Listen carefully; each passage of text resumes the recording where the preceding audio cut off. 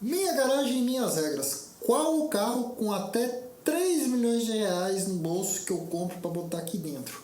Claro, se você precisa discutir ou está na dúvida de algum desses carros ou tem alguma outra opção, me procura lá no Cartways que eu vou te ajudar, ou até mesmo se você quer comprar qualquer um dos carros que eu vou falar por aqui, a gente pode te ajudar por lá.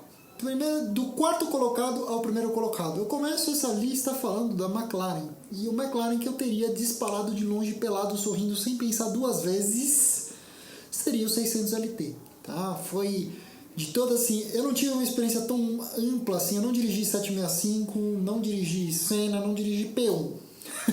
Mas dos modelos normais eu tenho um bundômetro interessante. E eu confesso para vocês que o 600 LT foi o primeiro carro da montadora que eu dirigi que eu falei, opa, isso é muito especial.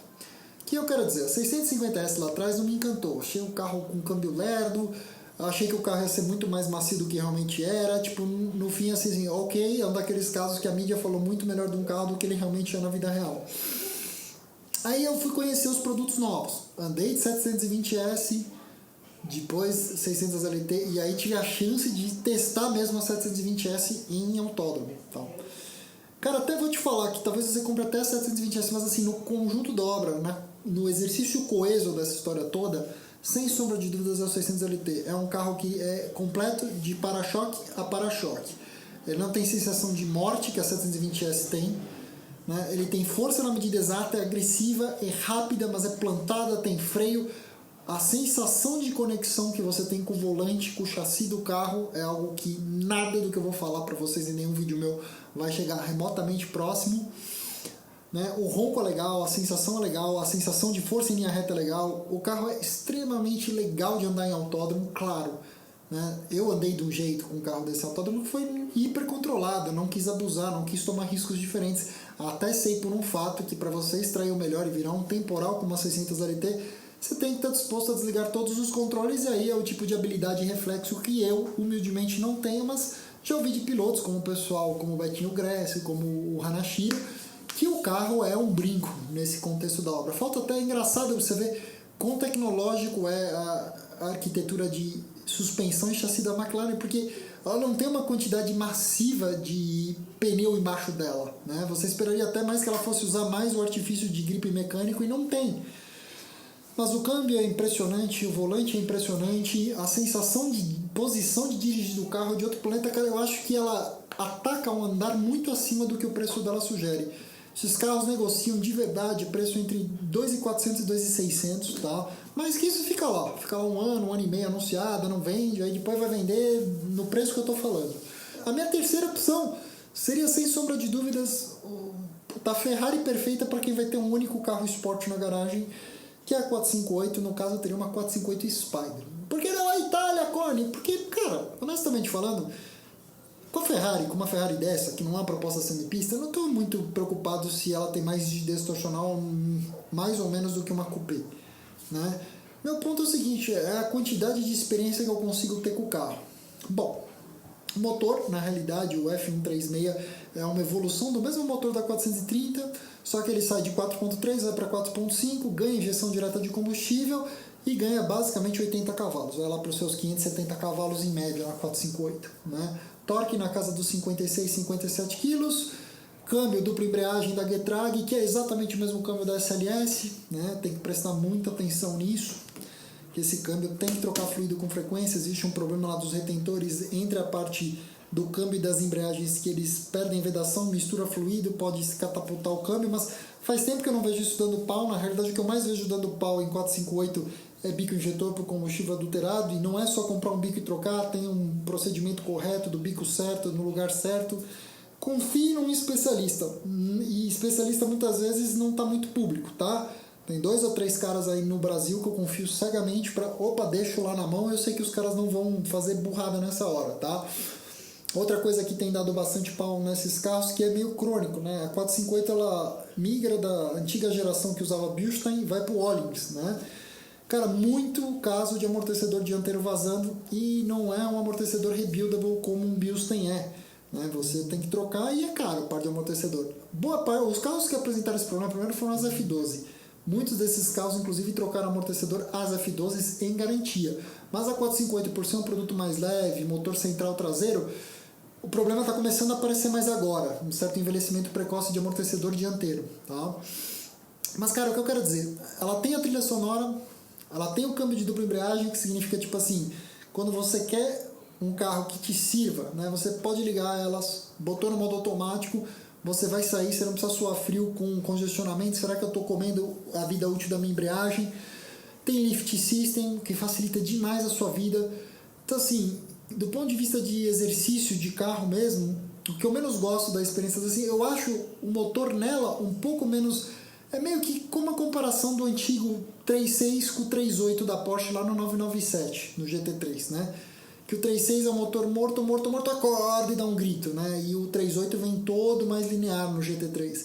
É mais ou menos a diferença do motor da 430 para a 458, né? A 458 não tem um momento... Ele vem meio flat o tempo inteiro, crescendo linearmente, mesmo de baixo ele já vem mais aceso, enquanto, por exemplo, a 430 ela vem morta e dá aquele pulo que do ponto de vista de experiência é mais emocional, mas no conjunto da obra você pega esse motor que já tem mais torque, que tem mais potência, com câmbio de dupla embreagem, puta cara, a 450 é um carro muito difícil de bater. E quando você tem a Spider, você tem os dois carros num só, porque o teto, a partir da 458, é um teto retrátil rígido. Ela fecha, você perde, obviamente, o tampo de vidro lá do motor, mas caramba, você tem um carro, teto rígido, que você pode usar normalmente. O dia que você não quer andar com o carro com a capota fechada, você tem um 2 em 1. E ao mesmo tempo, eu peguei uma estrada, um dia legal, desci uma serra, poder baixar o vidro e sentir o ronco de uma Ferrari, com cabelos ao vento, bicho, a 450 Spider é uma proposta complexa de bater nessa faixa de preço, cara. Muito complexa. Quanto pagar, bicho, assim, carros muito especiais, únicos de combinação, quilometragem baixíssima, cara, vai 2.8, 2.9, acontece. Tem carro mais barato, você paga, tem unidade aí boa, até razoavelmente boa, por 2.2, 2.3, 2.4, né? Os carros vão de 2012 até 2015 aqui no Brasil, basicamente. Né? Carros com race seats, carbono estendido, baixíssima quilometragem 15, não vão ter o mesmo preço de uma 12, 13 mais standard. É esse o ponto, entendeu? E aí, subindo a escada, talvez aquele que seria o Porsche 0km que eu compraria hoje pra mim, se tivesse essa oportunidade. Na verdade, no preço de nota, se eu conseguisse, eu pagaria menos. Mas assim, pressupondo o ágil do mercado secundário, graças a Deus um carro que desceu bem a escada, é o GT3 Touring com câmbio manual, tá? Na época que eu tô gravando esse vídeo, teve um carro perambulando no mercado que fazia 2.500.000 reais, tá? E eu acho uma proposta imbatível. Eu sempre falei pra vocês, por mais que eu ame o 911 Turbo, acho ele sensacional. Pra mim, se eu posso ter um carro com um câmbio manual, é aonde eu vou amarrar meu burro. Eu prefiro esta proposta sempre em relação a qualquer carro brinquedo para fim de semana, para diversão, com câmbio automatizado ou dupla embreagem. Prefiro. Hoje, com 38 anos, é nesse caminho que meu gosto evoluiu nos últimos 15, 20 anos, quase tendo acesso a esse perfil de carro. E aí, qual que é o meu ponto, né? Eu não teria essa Touring com... gosto, gente. Eu acho feio o azul Shark, não é minha cor favorita, entendeu? Eu acho que, assim, quando lança, você fica feliz. Interessante, diferente. Mas aí você tem que dar um pouco de tempo para você absorver um pouco se você vai gostar mais de uma coisa ou de outra, né? E eu, particularmente, acho uma das coisas mais lindas que tem um GT3 Touring em cor sóbria, escura, um azul gentian, um cinza ágata. Eu sei que talvez eu me arrependesse disso, mas colocaria bucket seats, banco concha, freio de cerâmica e câmbio manual. Passa a régua, corta por ali. Eu acho que, tudo bem, não sei se teria um carro desse jeito. Eu não teria problema nenhum em comprar esse azul Shark aí que estava no mercado e mandava envelopado uma cor mais escura. Eu não repintaria um carro desse, tá? Por mais louco que eu fosse, eu entendo, respeito muito, né? Só o seguinte, fio, se for para repintar um carro desse, tem 2 caras no Brasil que eu deixaria meu carro para fazer. A galera inventa uma moda aí de repintar carro desse padrão nos lugares que eu falo, meu Deus do céu. Aí quando a gente que trabalha com isso vai olhar o carro, fala, meu, estragou. E é um negócio que muitas vezes o consumidor normal não consegue perceber, não consegue absorver. Então, se quer trocar a cor do carro, vai envelopa, filho. Entendeu? Na dúvida, ainda protege o original, sacou? Você vai ser feliz igual. Agora, o GT3 Touring manual é interessante porque o 992 é a primeira vez que a Porsche fala, olha, o Touring pode ser tanto PDK quanto manual. E aí eu falo, pô, saiu meio detrimental da proposta original do Touring 992, que ele era apenas manual. Mas eu gosto do carro, teria, se fosse para ter um Porsche Zero, esse seria o meu. Aliás, prêmio de consolação caso eu quisesse muito um ST, não tivesse acesso à cota e pudesse configurar e montar. Eu acho que configurando e montando, se conseguisse uma cota dessa, ia ser um carro de talvez 2 milhões baixo, vai, fazendo direitinho o carro. E aí, obviamente, a minha escolha pessoal, com até 3 milhões de reais, sim, é polêmico, pode sentar, pode me xingar, pode falar o que for, mas é meu gosto, meu dinheiro, minha garagem. Bicho, até 3 conto na mão. O carro que Paulo Corne compra pra ele hoje é um GT2 997. Eu sempre falei pra vocês que 997 é minha luva. Na minha humilde opinião, meu sonho master em termos de 997 seria um GT2 RS 9972, que vendeu, a época que eu estou gravando esse vídeo, nas imediações da data desse vídeo, por 6 milhões e meio de reais. The next best thing, depois de um carro desse, seria um GT2 desse. Tive a chance de andar em rua, em estrada, em autódromo. Eu sei que para mim comprar esse carro hoje seria mais uma coisa para afagar meu ego, porque vamos lá, né, cara? Seria mais um 997, o que tem para descobrir, o que eu já não andei com esses carros, mas eu acho ele estonteantemente lindo. Eu acho que um dia a gente vai olhar para esse GT2 997 meio como se ele tivesse sido o 993, o GT.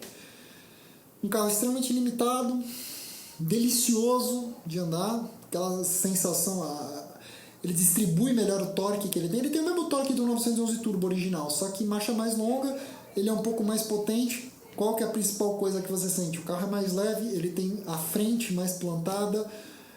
Até hoje eu lembro eu saindo da reta oposta em Interlagos com um carro desse, abrindo o acelerador, falei, puta pariu. Hoje, nesse momento, é o carro que mais me convenceria a tirar esses quase 3 milhões para botar um na minha garagem. E não tem nenhuma venda na mão. Meu amigo que é dono de um deles não quer vender, o outro também não quer vender direito. E mesmo que eu quisesse, agora daria divórcio se eu gastasse esse dinheiro para comprar esse carro. Mas eu sempre falo que um dos fortíssimos, se algum dia eu vender a Mito, o 9972 Turbo Manual que eu tenho, seria provavelmente um dos fortíssimos candidatos, seria para pegar justamente esta GT2, tá? Trabalhamos para isso. Gosto, né? Você fala, cara, 450 Spider, 600 LT, GT3 992 Touring manual, mas eu não poderia comprar nenhum desses carros sem comprar a GT2 997 se eu tivesse a chance, se ela tivesse na minha frente, tá? Então é isso, meus amigos. Eu sei que virou polêmica, quero saber de você aí me assistindo. Qual que seria teu carro até 3 conto? Coloca aí nos comentários. Se você gostou do vídeo, deixa um like. Se conheceu o canal agora, inscreva-se, ativa a notificação no sininho. E bom, se chegou até essa tela final, você pode ver os 2 últimos vídeos que eu fiz por aqui. Muito obrigado e até a próxima.